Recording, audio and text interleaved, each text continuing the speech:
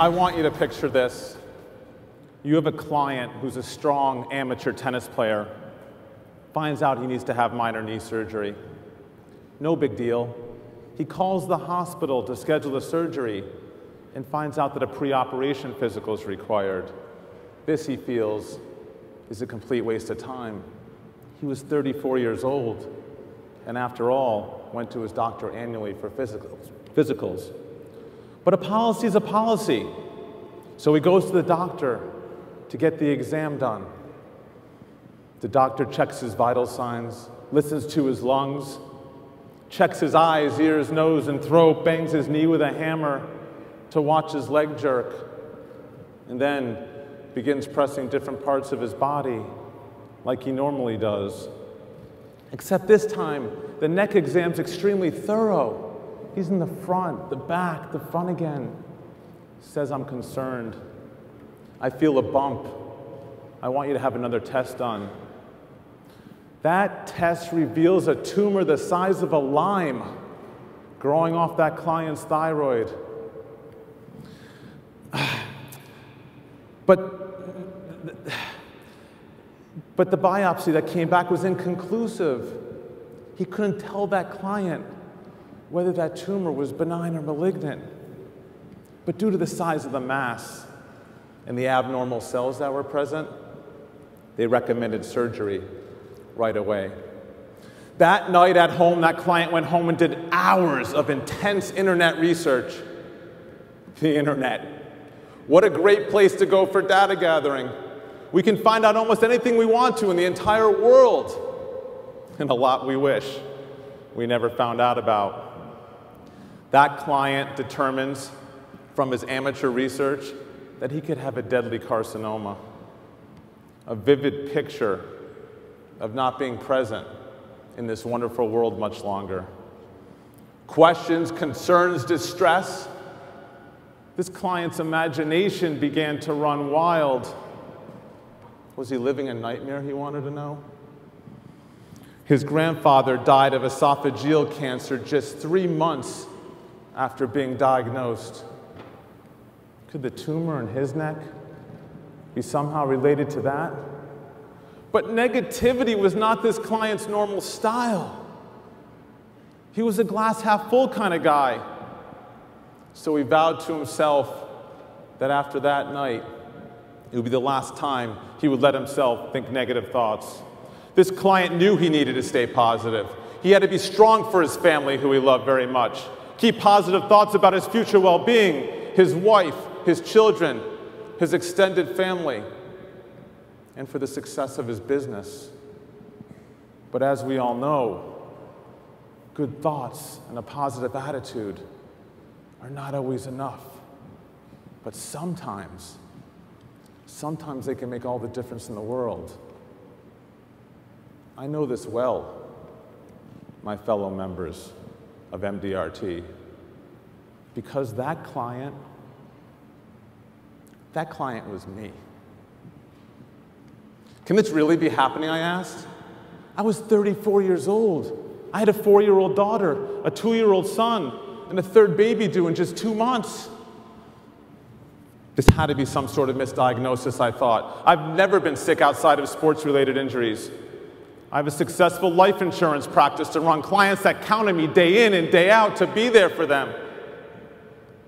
And what about the other countless clients and prospects I've yet to meet to help secure their businesses and families' financial future? After hearing of my ordeal, one of my close friends gave me a call and he said, "David, you need to learn to accept those things in life you can change and recognize those things that you cannot. And in the process, you will learn to appreciate the differences." I need to learn to accept those things in life I can change and recognize those things that I cannot. And then I will learn to appreciate the differences. This was a valuable lesson and advice that I would never forget. It was not my turn to die. I recognized I had accomplished many things, but there were plenty of unfulfilled dreams and goals that I had yet to seize and turn into a reality. The words and phrases I say to my clients and prospects on a daily basis started going through my own mind. If I were to die young, is there enough capital to provide an income for those that I leave behind? Do I want my children's education taken care of whether I'm here or not?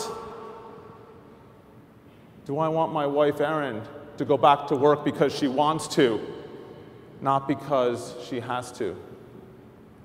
And if those children just lost a parent to an untimely death, should they lose another parent because of a lack of money? My personal financial plan took center stage. But this was an area of my life I could control, so it got my immediate attention. I had to ask myself the same question I want each of you to ask yourselves today. Did I do a good enough job planning for myself, as I've always done for others? Think about that. This wasn't a role play in an agency. This wasn't an exercise in an office. This was real life.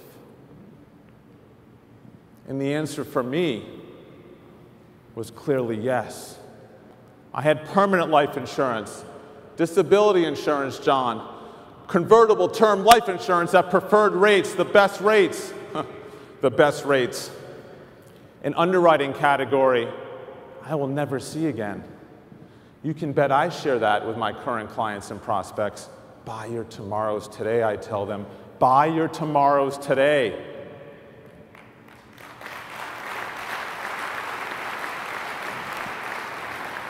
All of my legal documents were signed and in place, and a sense of calm came over me.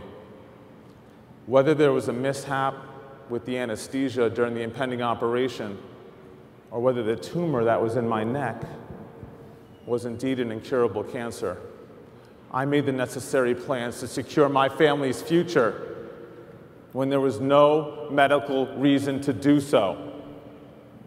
If their daddy and Erin's husband did not make it through the surgery or the cancer,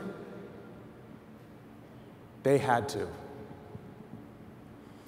The doctor came out after the surgery and told my wife and my father that he thought there was a 70% chance that that tumor was benign. Boy, was that great news. It gave us a feeling of safety and refuge.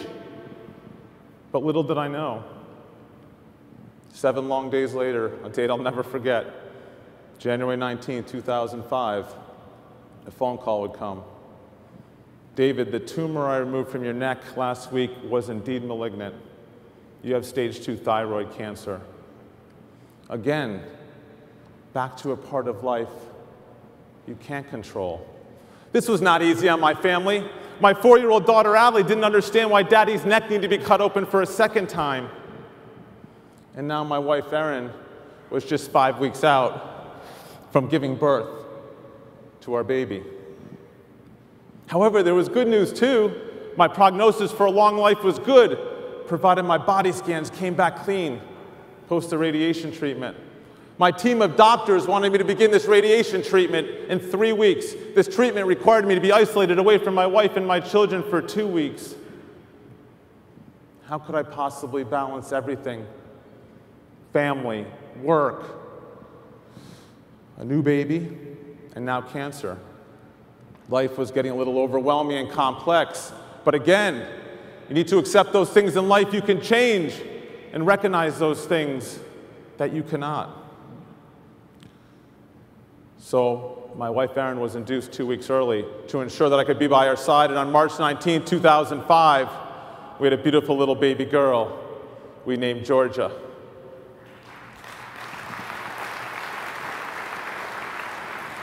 One week later, I moved out of the house to begin my treatment. Georgia's birth reaffirmed the #1 reason I was on this earth: to be the best father I could be, to be the best husband I could be, and to be there for them as their mentor, counselor, and best friend.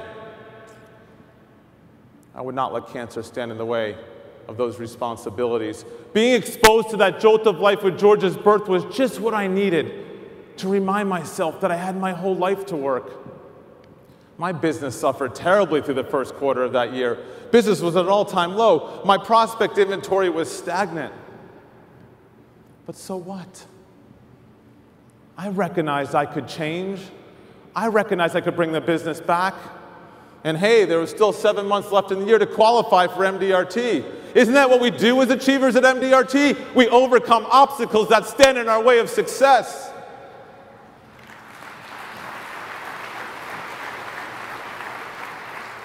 Four months later, the body scans did in fact reveal that the cancer had been isolated to my neck. My margins were good, and the cancer had not spread beyond that tumor that was removed. I thanked my doctor for sending me to that specialist, and I thanked my ailing body for having a bum knee on that tennis court. Those two unrelated acts allowed me to catch my cancer in time. I also want to thank my close friend who gave me that life-changing advice, because of course that close friend is a fellow member of MDRT. Thank you.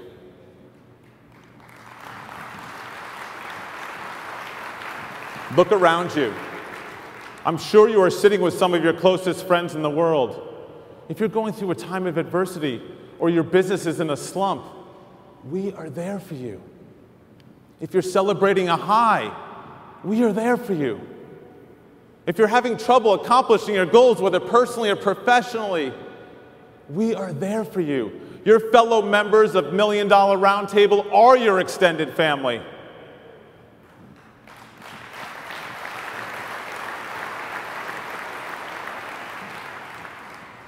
The lessons I have learned about life have allowed me to professionally succeed and personally triumph beyond my wildest dreams in the years that have followed. I have now qualified for my third consecutive top-of-the-table qualification on life insurance production alone. And I stand here today humbly, having already qualified for my fourth. I hope my story will help you if you go through a time of adversity. And remember, you need to accept those things in life you can change and recognize those things that you cannot. And in the process, you will learn to appreciate the differences. Thank you.